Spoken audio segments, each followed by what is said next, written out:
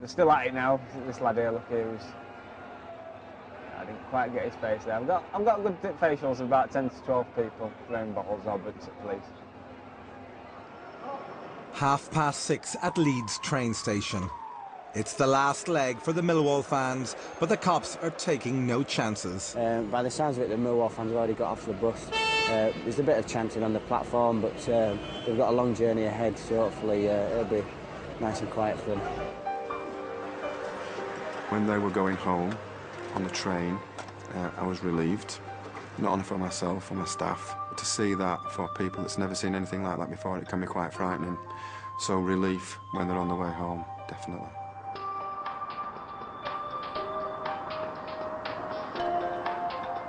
Back across the motorway from the stadium, trouble is winding down.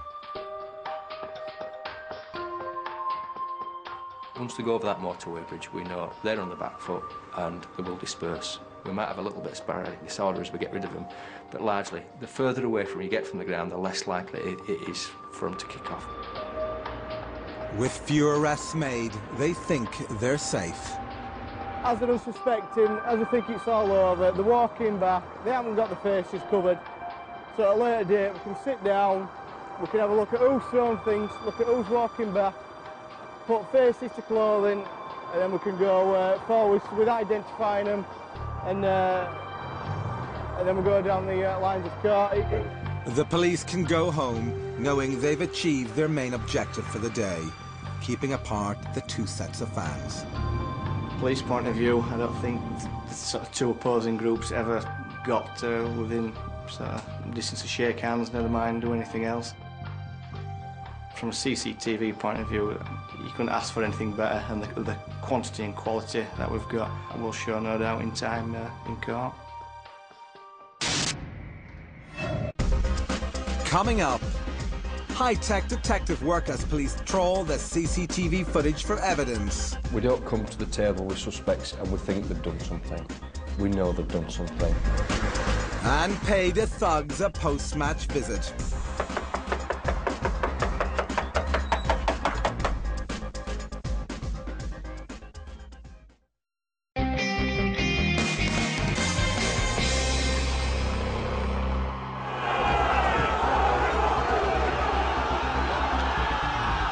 It's 2 months after hooligans rocked Elland Road, where police were attacked with missiles and innocent football fans were caught up in scenes of violence and mindless vandalism. Now the windows are going through by people on board the bus. There was pre-match disorder around the stadium, there was disorder inside the stadium, and then there was major disorder after the game, which lasted up to an hour. Right, keep moving, keep moving. It's starting to go crazy here. I've been working football matches at Leeds United for 24 years now, and that is the biggest confrontation that I've seen in that time.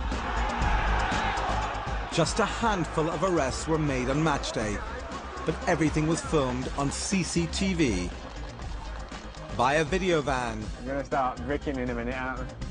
The police helicopter. It's starting to go crazy here.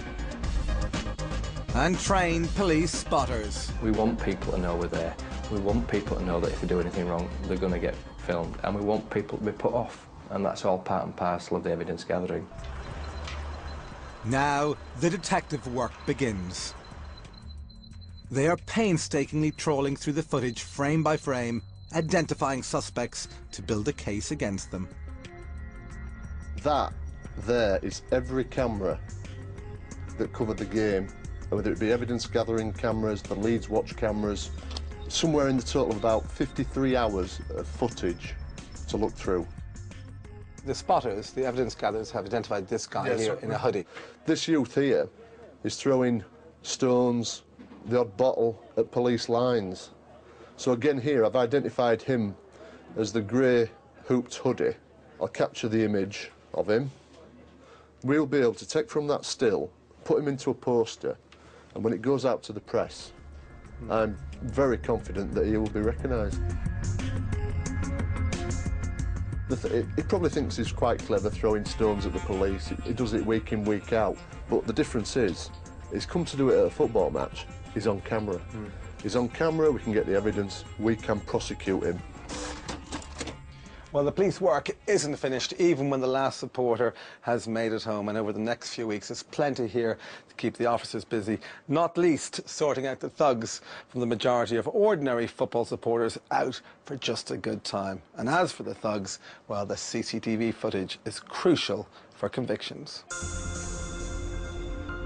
Dawn. The hooligans are sleeping soundly. They think it's all over.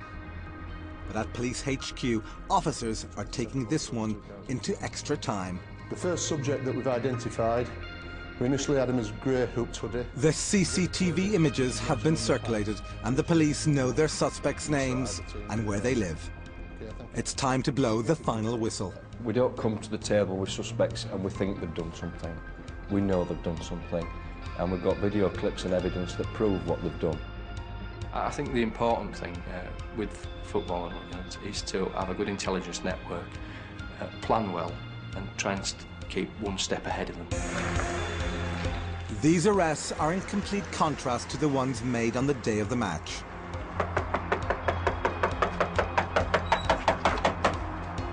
Because they have CCTV evidence, officers can calmly and quietly bring suspects to book when they're least expecting it. So I'll give this number PC Falkingham is after the grey hoop-topped hoodie, one of the new generation of football hoodlums, influenced by those who've gone before them, now in their 30s and 40s. Morning. After Ryan, is he in? Can I have a... Can I come in? A lot of them that are coming through now in the late teens, early 20s. Yeah, because he's been arrested. They come along to the games, they get to know these people, they go drinking in the same pubs and basically hang around with them. Just doing filming, that's all. Why are you filming? It's like passing it down the line to the younger generation.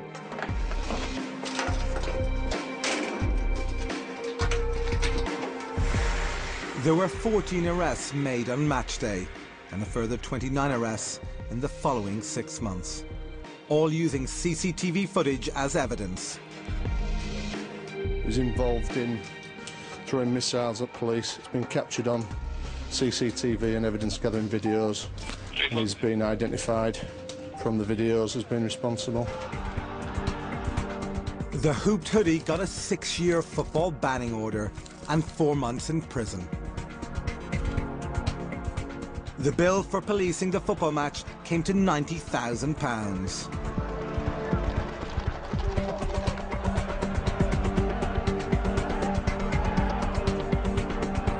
12 police officers were injured in the disorder, fortunately not too seriously. Next time Leeds play Millwall, the police and CCTV will be on high alert once again. CCTV captures everything. We want to send a message out to the minority of people, the hooligan element, that they will be arrested, they will be prosecuted, and they will get banning orders keeping them away from football.